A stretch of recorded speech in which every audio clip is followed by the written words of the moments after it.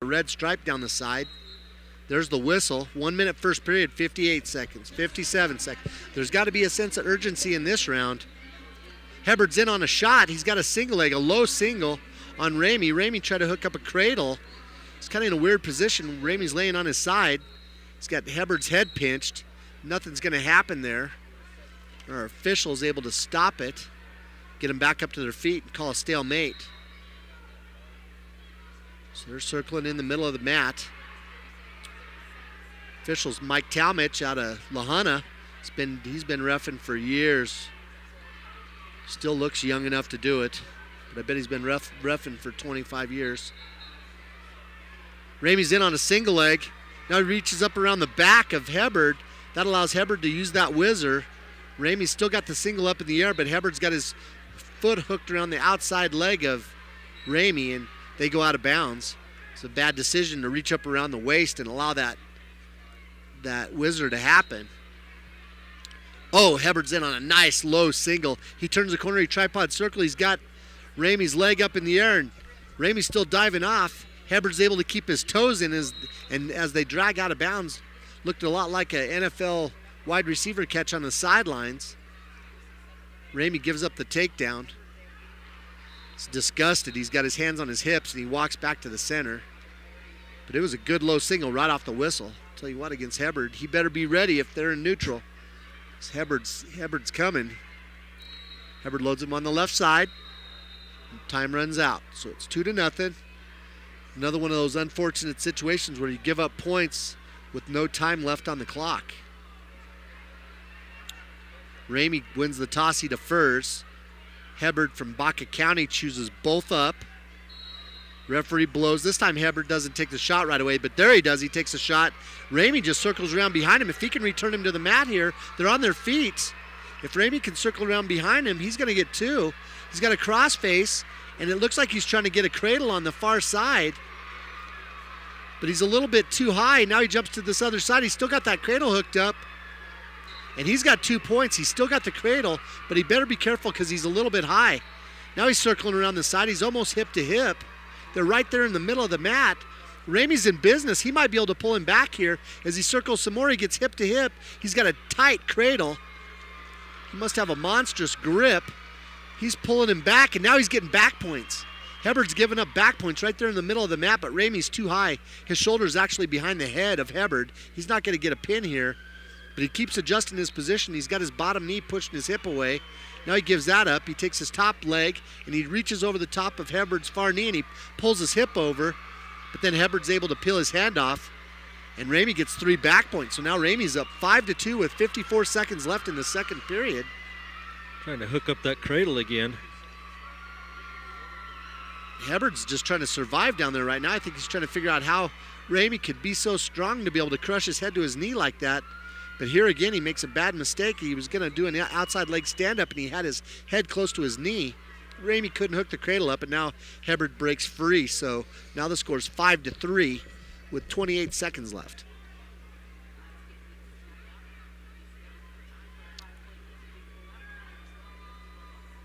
They're circling. Hubbard looked like he was going to go to that low single again. Ramey's leading with his right leg. This time Hubbard shoots his left leg, and he's in on that single. He's trying to use his muscles just to pick him up, just use that brute force. Ramey's reaching inside like he's going to go for a spladle. He's pulling on that knee hard. Hubbard's getting his hips down, spreading his legs way far apart so he doesn't get flipped over and time runs out. So that was some good wrestling there by both wrestlers. Ramey, he was in so deep, that was about his only defense was the go spladle. And then once he got it, he was pulling hard on that leg, and Hubbard was so smart to get his feet wide apart and create that wide base, get his hips down so that he didn't give up the takedown. Ramey chooses down. Hubbard's got a leg in. He's trying to get that guillotine. He's pulling hard on it. Ramey's sitting down in front of him. They're in a crab ride position. Hubbard's trying to scoot, and he's trying to get Ramey to belly down to his shoulder side where he's got him pulled. And now he's got Ramey on his belly, but Ramey's got his arm out there to post out. Hubbard's trying hard to pull it back and get it around his head. Now he has it behind his head, but Ramey's able to hip down on that far side and get his arm back. Hubbard's got that hook in there, but he doesn't have his elbow on his back, so he's He's not going to be able to pull his arm out like that, and he has to let go of it. Ramey's bellied out in that big bird position. Talmadge, the referee, calls a stalemate. I'm glad he did, because nothing was going to happen there. 1:17 left in the third period. Ramey's up 5-3. He's down. So he's in the driver's seat. You know, he's down. He's up by 2. If Hubbard cuts him, he can give up a takedown still and still win. Minute and 9 seconds left. But he's going to have to get some action on bottom, because I guarantee you Talmadge isn't going to let him just lay there. Hubbard's got the legs in. Ramey just tries to hip around, does like a sit out, but they end up back in the position they started at. Ramey's not doing too much down there. Hubbard's still got his right leg in. He tries to hip across. He passes his hip for a second. Ramey showed some strength, and he was able to get back to his base. But now there's the stall call against Ramey, because Ramey was just laying there on his belly. 36 seconds left. He can afford to give up some stall calls. Okay, there's a stalemate. So Ramey can afford to give up 2 stall calls. That's 32 seconds worth of stalling, I think. Don't you, Jason? Yep. Belly down and go from there. Yeah, he just needs to not get crazy. He's still up 5-3. Like I said, that kid could even cut him, but it would take a throw for that kid to win. Hubbard puts the legs in again. If I was a Marino coach, I'd be so glad he's a leg rider. Last thing he wants to do, though, is sit on that hip. So Ramey's just bellied down again. He's like, hey, you want to ride the legs on me? Go ahead. He works up to his base again. Hubbard tries to pull him backwards. Ramey's definitely stalling down there, but he worked up to his base, so Talmadge couldn't call him for it. 7 seconds, 5 seconds. Now Talmadge calls a stall and gives a point, so it's 5-4. Hubbard tries to pass his hips, but that was just some smart wrestling, well-coached match there for Moreno, as Ramey ends up winning 5-4 over Hubbard of Baca County, and he's going to go for third place. And that's going to finish this round. Jason, with no score, that's one of those high-risk, high-reward moves. You either put your opponent on the back or you make the mistake, and you don't want to make a mistake in this match. No, that's for sure. So. You always see that either at the beginning of the match or at the end. You know, you very seldom see it in the middle. So we'll go to the second period, and McBride will ride. Nice. He jumps on from the left side, and we're underway. Nope, we got a whistle from somewhere else. So they'll reset.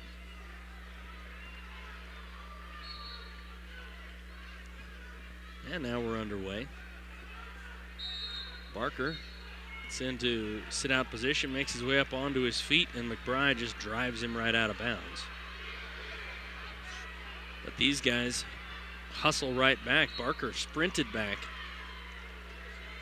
He defeated a Grand Junction Central wrestler. That would be the cousin of fellow broadcaster Jason Holdren. So, and I can't get his first name here. Weston Holdren. Now we're going to get a little blood time with just 8 seconds gone here in the second period. The official just called McBride for stalling, because McBride pushed him out of bounds. And then he held up a finger. I was afraid he was going to give him a point for pushing him out of bounds, but he didn't. He just left it a stall call. So early on that happens. Those early stalling calls, you wonder if those are going to come back and haunt you later when you have almost 4 minutes of wrestling left. If you're the opponent, you know, that's almost like having that get-out-of-jail-free card in your back pocket.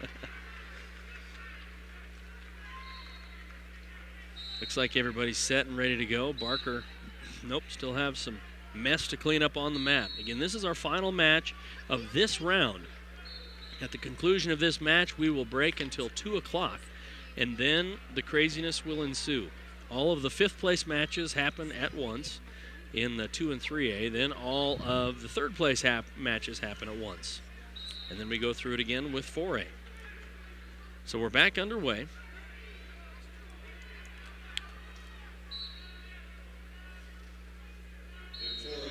McBride breaks down Barker. Barker up onto his feet, tries to go for that standing switch, does get turned back in, and he earns that escape right on the edge. So there's the first point of the match, and it goes to Barker. McBride trails, reach for an ankle. by Barker, steps up into a leg trip. They're side by side, and in the battle for balance, Dylan McBride stayed on his feet and ended up with a takedown. Wow. Those two guys bouncing around, and McBride pretty fancy on his feet to end up with a double leg takedown right on the edge.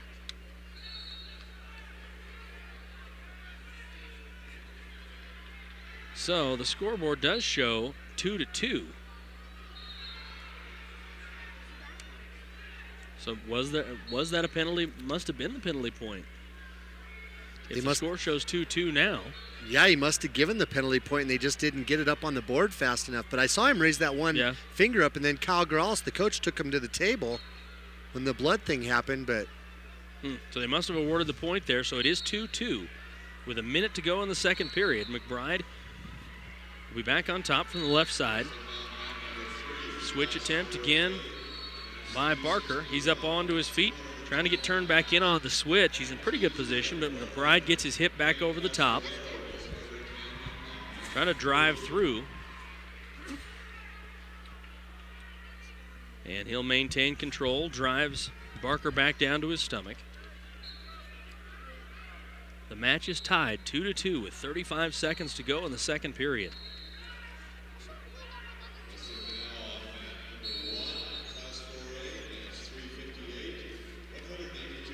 Barker working from his base, and